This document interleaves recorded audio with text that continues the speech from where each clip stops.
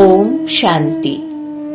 আজ 25/11/2021 প্রাত মুরলি। বাবা বলেছেন, মিষ্টি বাচ্চারা, নিজের ভাগ্যকে উঁচু বানানোর জন্য আধ্যাত্মিক সেবার শখ রাখো। সবাইকে জ্ঞান ধনের দান করতে থাকো।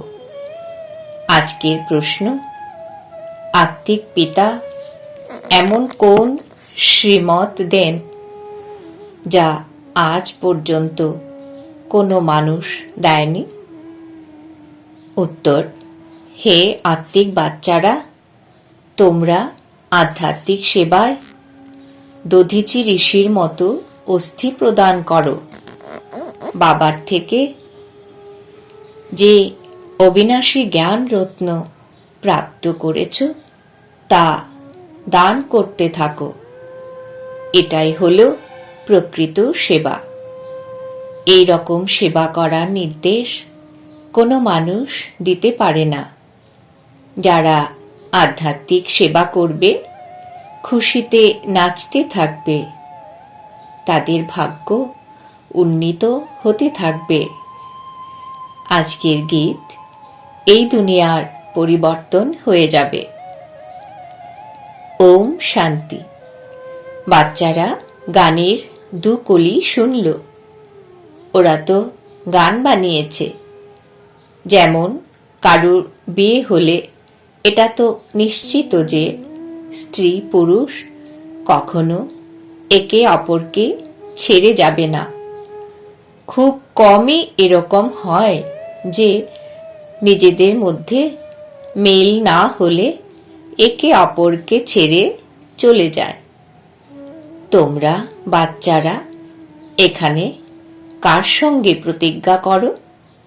ঈশ্বরের সঙ্গে, যার সাথে বাচ্চারা তোমাদের অর্থাৎ সজনীদের বিয়ে হয়েছে। এমনকি যিনি বিশ্বের মালিক বানান তাকেও ছেড়ে দেয়। এখানে তোমরা বাচ্চারা বসে আছো। তোমরা জানো এখন অসীমের বাপ দাদা আসছেন। এখানে তোমাদের যেরকম অবস্থা থাকে সেন্টারে এরকম হতে পারে না। এখানে তোমরা মনে করো বাপ দাদা আসছেন, সেন্টারে মনে করো বাবার শোনানো মুরলি আসছে। এখানে আর ওখানের মধ্যে অনেক পার্থক্য রয়েছে, কারণ এখানে অসীমের বাপ দাদার সম্মুখে তোমরা বসে আছো। ওখানে তোমরা সম্মুখে থাকো না। তোমরা সম্মুখে এসে মুরলি শুনতে চাও। এখানে বাচ্চাদের বুদ্ধিতে এসেছে যে বাবা আসছেন। যেরকম অন্যান্য সৎসঙ্গে হয়, ওখানে মনে করে অমুক স্বামীজি আসবেন, কিন্তু এমন ভাবনাও সবার একরকম থাকে না। কারুর সম্বন্ধ স্মরণে আসে। বুদ্ধি এক গুরুর সঙ্গেও স্থির থাকে না। খুব কমই কেউ থাকে যারা গুরুর স্মরণে বসে থাকে। এখানেও তাই। এমন নয় যে সবাই শিব বাবার স্মরণে আছে। বুদ্ধি ছুটতে থাকে, আত্মীয় পরিজন স্মরণে আসে। সর্বদা একমাত্র শিব বাবার সম্মুখে থাকা তো অনেক সৌভাগ্য। খুব কমই কেউ স্থায়ীভাবে স্মরণে থাকে। এখানে শিব বাবার সম্মুখে থাকলে তো অনেক খুশি থাকা উচিত। অতীন্দ্রিয় সুখের কথা গোপী বল্লভের গোপ গোপীদের জিজ্ঞাসা করো। এটা এই সময়েরই গায়ন রয়েছে। এখানে তোমরা বাবার স্মরণে বসে আছো। তোমরা জানো এখন আমরা ঈশ্বরের হয়েছি, এরপর দৈবী কোলে যাব। যদিও কারো বুদ্ধিতে সার্ভিসের ভাবনা চলতে থাকে, এই চিত্রে কারেকশন করে এইভাবে লেখো, যদি ভালো বাচ্চা হয় তাহলে বুঝবে যে এখন বাবার থেকেই শুনব, অন্য কোনো সংকল্প আসতে দেবে না। বাবা জ্ঞান রত্নের দ্বারা ঝুলি ভরপুর করতে এসেছেন, সুতরাং বুদ্ধিযোগ বাবার সঙ্গে যুক্ত করতে হবে। ক্রম অনুসারেই তো ধারণ করে, কেউ ভালোভাবে ধারণ করে, কেউ কম ধারণ করে। বুদ্ধির যোগ অন্যদিকে ছুটতে থাকলে ধারণা হবে না, কাঁচা থেকে যাবে। এক দুবার মুরলি শুনলে যদি ধারণা না হয় তাহলে অভ্যাস দৃঢ় হয়ে যাবে। তারপর যতবারই শুনতে থাকো ধারণা হবে না, কাউকে শোনাতে পারবে না। যার ধারণা হবে, সার্ভিসের শখ থাকবে, প্রচুর উৎসাহ হবে এই ধন দান করার জন্য। বাবা বলছেন, যার ধারণা হবে, সার্ভিসের শখ থাকবে, প্রচুর উৎসাহ হবে এই ধন দান করার জন্য, কারণ এই ধন এক বাবা ব্যতীত আর কারো কাছে নেই। বাবা এটাও জানেন সবার ধারণা হতে পারে না, সবাই একই উঁচু পদ প্রাপ্ত করতে পারে না। এই জন্য বুদ্ধি অন্যদিকে ছুটতে থাকে। ভবিষ্যৎ ভাগ্য কতটা উন্নত হতে পারে না। কেউ কেউ স্থূল সেবায় নিজের অস্থি প্রদান করে, সবাইকে খুশি করে, যেমন ভোজন রান্না করা, খাবার পরিবেশন, এটাও তো সাবজেক্ট, তাই না? যাদের সার্ভিসের শখ থাকবে তারা মুখে কিছু না বলে থাকতে পারবে না। বাবাও দেখেন যে কোনো দেহ অভিমান তো নেই। বড়দের রিগার্ড রাখে কিনা? বড় মহারথীদের রিগার্ড তো রাখতে হয়। হ্যাঁ, ছোট কেউ অনেক হুঁশিয়ার হয়ে যায়, তাই হতে পারে বড়দের তার রিগার্ড রাখতে হয়, কারণ তার বুদ্ধি খুব তাড়াতাড়ি ধারণ করতে পারে। সার্ভিসের উৎসাহ দেখে বাবা তো খুশি হবেন, তাই না? এ ভালো সার্ভিস করে। সারাদিন প্রদর্শনীতে বোঝানোরও প্র্যাকটিস করা উচিত। অনেক প্রজাও তৈরি হবে, তাই না? লক্ষ প্রজা দরকার, আর তো কোনো উপায় নেই। সূর্যবংশী, চন্দ্রবংশী, রাজা রানী, প্রজা সবকিছু এখানেই তৈরি হবে। প্রচুর সার্ভিস করা উচিত। বাচ্চাদের বুদ্ধিতে আছে, এখন আমরা ব্রাহ্মণ হয়েছি। ঘর পরিবারে থাকলে প্রত্যেকের অবস্থা এক রকম থাকে, তাই না? ঘর পরিবার তো পরিত্যাগ করতে হবে না। বাবা বলেন, ঘর গৃহস্থে থাকো, কিন্তু বুদ্ধিতে নিশ্চয় থাকা উচিত যে এই পুরানো দুনিয়া ধ্বংস হয়ে গেছে। এখন আমাদের বাবার সঙ্গে সম্পর্ক রয়েছে। এটাও জানো, কল্পপূর্বে যারা এই জ্ঞান গ্রহণ করেছিল তারাই আবার গ্রহণ করবে। প্রতিটি সেকেন্ড হুবহু রিপিট হচ্ছে। আত্মার মধ্যে জ্ঞান রয়েছে না? বাবারও জ্ঞান রয়েছে। বাচ্চারা তোমাদের বাবার মতো হতে হবে, পয়েন্ট ধারণ করতে হবে। সমস্ত পয়েন্ট একসঙ্গে বোঝানো হয় না, দৃঢ় লক্ষ্য রাখতে হবে। বিনাশও সামনে রয়েছে, এটা সেই একই বিনাশ। সত্যযুগ ত্রেতাযুগে কোনো যুদ্ধ ইত্যাদি হয় না। পরে যখন অনেক ধর্ম হয়ে যায়, লস্কর ইত্যাদি বৃদ্ধি হয়, তখন যুদ্ধ শুরু হয়। প্রথমে আত্মারা শতপ্রধান অবস্থায় নেমে আসে, তারপর শত রজ তমতে আসে। এসব বুদ্ধিতে রাখতে হবে। কিভাবে রাজত্ব স্থাপন হচ্ছে, এখানে বসে আছো, তাই এসব বুদ্ধিতে রাখতে হবে। শিব বাবা এসে আমাদের খাজানা দেন, যা বুদ্ধিতে ধারণ করতে হবে। ভালো ভালো বাচ্চারা নোট নেয়। নোট নেওয়া ভালো, তাহলে বুদ্ধিতে টপিক আসবে। আজ এই টপিকের উপর বোঝাবো। বাবা বলেন, আমি তোমাদের কত খাজানা দিয়েছিলাম। সত্য ত্রেতা যুগে তোমাদের কাছে প্রচুর ধন সম্পদ ছিল, তারপর বাম মার্গে যাওয়ার পর কমতে থাকলো, খুশিও কম হতে থাকলো। কিছু না কিছু বিকর্ম করতে শুরু করো, নামতে নামতে কলা কম হতে থাকে।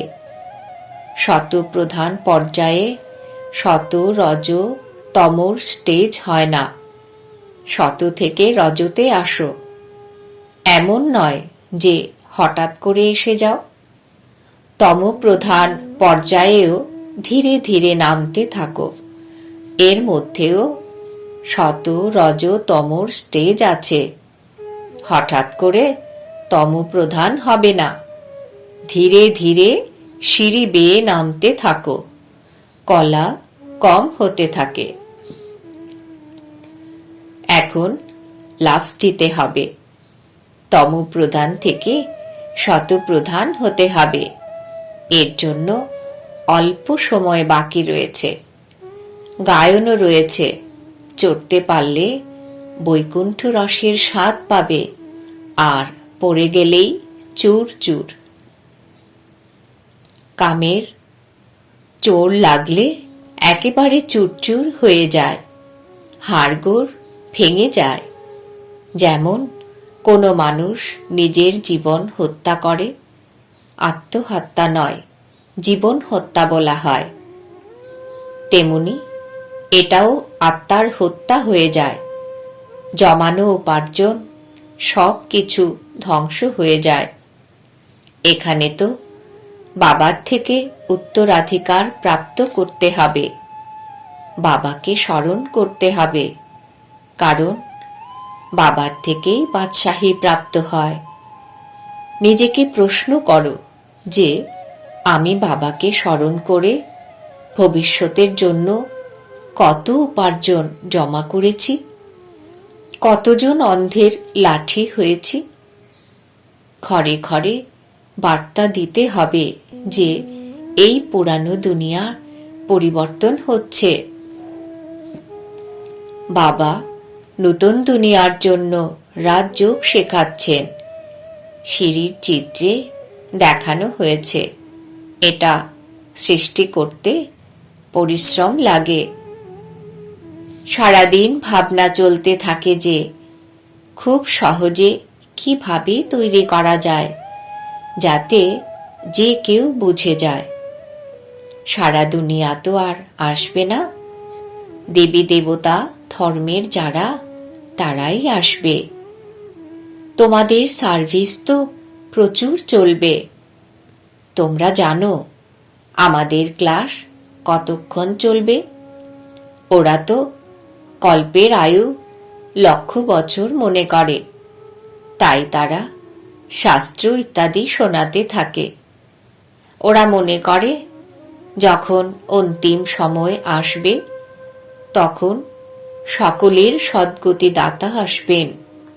তারপর আমাদের যারা শিষ্য রয়েছে তাদেরও গতি হয়ে যাবে। তারপর আমরাও গিয়ে জ্যোতিতে সমাহিত হয়ে যাব। কিন্তু এরকম তো নয়। তোমরা জানো আমরা অমর বাবার দ্বারা সত্যিকারের অমর কথা শুনছি। সুতরাং অমর বাবা যা বলেন তা পালন করাও উচিত। তিনি কেবল বলেন, আমাকে স্মরণ করো এবং পবিত্র হও, না হলে অনেক দণ্ড ভোগ করতে হবে, পদও অনেক কম প্রাপ্ত হবে। সার্ভিসে পরিশ্রম করতে হবে। যেমন দধিচি ঋষির উদাহরণ রয়েছে। সেবায় অস্থিও প্রদান করেছিলেন। নিজের শরীরের কথাও না খেয়াল করে সেবায় নিয়োজিত থাকতে হবে। একেই বলা হয় সেবাতে অস্থি বিসর্জন। এক হলো শরীরের অস্থি সেবা, আর এক হলো আত্মিক অস্থি সেবা। যারা আত্মিক সেবা করে তারা কেবল আত্মিক নলেজ শোনাতে থাকবে। তারা জ্ঞান ধনের দান করে খুশিতে নাচতে থাকবে। দুনিয়াতে লোকেরা যে সার্ভিস করে তা হলো শারীরিক সেবা। তারা বসে শাস্ত্র শোনায়। এটা কোনো আত্মিক সেবা নয়। আত্মিক সেবা একমাত্র বাবাই শেখান। আধ্যাত্মিক পিতাই এসে আত্মারূপী বাচ্চাদের পড়ান। তোমরা এখন প্রস্তুতি করছো নতুন দুনিয়া সত্যযুগে যাওয়ার জন্য। ওখানে তোমাদের কোনো বিকর্ম হয় না। ওটা হলো রাম রাজ্য। ওখানে মাত্র কিছু জন থাকে। সেই কিছু জনের জন্যই এসে অধ্যয়ন করবে। বাবা বলছেন, ওখানে মাত্র কিছু জন থাকে। সেই কিছু জনই এসে অধ্যয়ন করবে। এখন রাবণের রাজ্যে সবাই তো দুঃখী, তাই না? এই সমস্ত নলেজ তোমাদের বুদ্ধিতেই আছে, পুরুষার্থের ক্রম অনুসারে। এই সিঁড়ির চিত্রেই সমস্ত নলেজ অন্তর্ভুক্ত হয়ে যায়। এই চিত্র তৈরির জন্য যন্ত্রপাতি দরকার। গভর্নমেন্টের প্রতিদিন কত সংবাদপত্র ছাপা হয়, কত কারবার চলতে থাকে। এখানে তো সবকিছু হাত দিয়ে করতে হবে। বাবা বলেন, এই অন্তিম জন্মে পবিত্র হও, তাহলে পবিত্র দুনিয়ার মালিক হয়ে যাবে। এই নলেজ কারোর কাছে নেই। কেউ বলে, এই সিঁড়ির চিত্রে অন্য ধর্ম সম্পর্কে সমাচার কোথায়? এটাও এই গোলার চিত্রে রয়েছে, অর্থাৎ সৃষ্টি চক্রের যে চিত্র রয়েছে তাতে রয়েছে। ওরা তো নতুন দুনিয়ায় আসে না, ওরা শান্তি প্রাপ্ত করে। ভারতবাসীরাই স্বর্গে ছিল, তাই না? ভারতেই বাবা রাজযোগ শেখাতে আসেন। এই জন্য সবাই ভারতের প্রাচীন রাজ্য পছন্দ করে। এই চিত্রের দ্বারা তারা নিজেরাই বুঝতে পারবে বরাবর নতুন দুনিয়াতে কেবল ভারতই ছিল। তারা নিজেদের ধর্মকেও বুঝতে পারবে। যেমন খ্রিস্ট ধর্ম প্রতিষ্ঠা করতে এসেছিলেন, এই সময়ে তিনিও ভিক্ষুক রূপে আছেন। সকলেই তমপ্রধান। রচয়িতা এবং রচনার এই নলেজ কত বিশাল! তোমরা বলতে পারো যে আমাদের কারোর টাকা পয়সার প্রয়োজন নেই, টাকা পয়সা আমরা কি করব? তোমরা এটা শোনো এবং অন্যদের শোনানোর জন্য চিত্র ইত্যাদি ছাপাও। এই চিত্র দেখিয়েই কাজ করতে হবে। এমন পরিবেশ তৈরি করো যেখানে এই জ্ঞান শোনানো যেতে পারে। এছাড়া আমরা টাকা পয়সা নিয়ে কি করব? তোমাদেরই ঘরের কল্যাণ হবে। তোমরা কেবল ব্যবস্থা করো, অনেকে এসে শুনবে। রচনা এবং রচয়িতার নলেজ তো অনেক ভালো, এটা তো মানুষকেই বুঝতে হবে। বিদেশের লোকেরা এই নলেজ শুনে খুব পছন্দ করবে, অনেক খুশি হবে। ওরা বুঝবে আমরাও বাবার সঙ্গে যোগযুক্ত হলে বিকর্ম বিনাশ হয়ে যাবে। সবাইকে বাবার পরিচয় দিতে হবে। তারা বুঝতে পারবে এই নলেজ গডফাদার ছাড়া আর কেউ দিতে পারবে না। তারা বলে যে খোদা বহিস্ত অর্থাৎ স্বর্গ স্থাপন করেছিলেন, কিন্তু তিনি কিভাবে আসেন এটা কেউ জানে না। তোমাদের কথা শুনে অনেকেই খুশি হবে। তারপর পুরুষার্থ করে যোগ শিখবে। তম প্রধান থেকে শতপ্রধান হওয়ার জন্য পুরুষার্থ করবে। সার্ভিসের জন্য তো অনেক ধারণা করা উচিত। ভারতে দক্ষতা দেখালে তবেই বাইরে পাঠাবেন। মানুষ জানতে পারবে নতুন দুনিয়া সৃষ্টি হতে কি আর বেশি সময় লাগে? কোথাও ভূমিকম্প ইত্যাদি হলে 2-3 বছরের মধ্যে নতুন বিল্ডিং তৈরি হয়ে যায়। যত বেশি কারিগর থাকবে তত তাড়াতাড়ি বিল্ডিং তৈরি হয়ে যাবে। 1 মাসের মধ্যেও বিল্ডিং তৈরি হতে পারে। কারিগর, উপাদান ইত্যাদি প্রস্তুত থাকলে তৈরি হতে কি আর বেশি সময় লাগে? বিদেশে কিভাবে বিল্ডিং তৈরি হয়?